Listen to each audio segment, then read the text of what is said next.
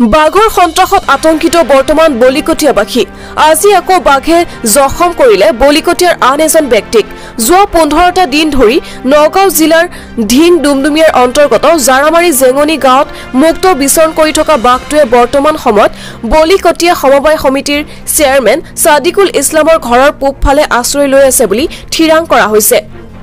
উক্ত বাঘটোৱে আগতে 3জন লোকক আক্ৰমণ কৰাৰ পাছতো বৰ্তমান সময়ত বলিকটীয়াৰ লোক এজনক আক্ৰমণ কৰি গুৰুতৰভাৱে আহত কৰা ঘটনাক কেন্দ্ৰ কৰি উক্ত অঞ্চলবাসীৰ ৰাইজৰ মনলৈ এক আতংকৰ সৃষ্টি হোৱা পৰিলক্ষিত হৈছে। বন বিভাগৰ লোকসকলৰ সম্পূৰ্ণ গাফিলতিৰ বাবে এনে ঘটনা বাৰম্বাৰ ঘটি আছে বুলি ব্যক্ত কৰে। লগতে বন বিভাগৰ লোকসকলক অতি শীঘ্ৰেই এই বাঘটোক নিজৰ আওতালৈ লৈ যাবলৈ আহ্বান জনায়। ডুমডুমিয়াৰ পৰা শহীদুল আলমৰ প্ৰতিবেদন বটদ্ৰৱা লাইভ।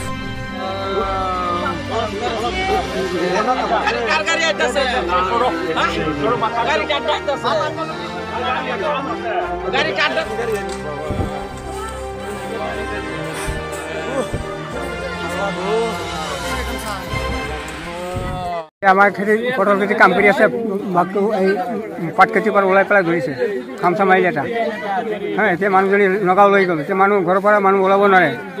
মানুহৰ নাম এই ৰাজাক আব্দুল ৰাজাক গাঁওখন পুঠিমাৰি গাঁও মানুহ হ'ল। এতিয়া বাঘখন লুকাই আছে জংঘলত কলগছৰ তলত। নাম আব্দুল ৰাজাক। আৰু এতিয়া টাইমটো আমি একো ক'ব নোৱাৰোঁ।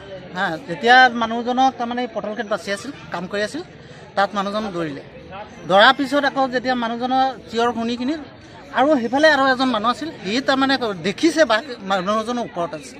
থকাৰ পাছত মানুহ যেতিয়া চিঞৰ বাখৰ কৰিলে তেতিয়া সেই মৰাপাত খেতিতে আহিছে। আমি যেতিয়া এনেকুৱা এইটো ছাইডৰ পৰা গৈছোঁ মানুহজনক বচাবৰ কাৰণে, তেতিয়া আমি দেখিছোঁ এইটো কলগছ আছে যে এই কলগছৰ ফালে পৰা সি এনেকুৱা ওলাব বিচাৰিছিল। তেতিয়া আমি হাল্লা দিছোঁ, তেতিয়া আকৌ মৰাপাত।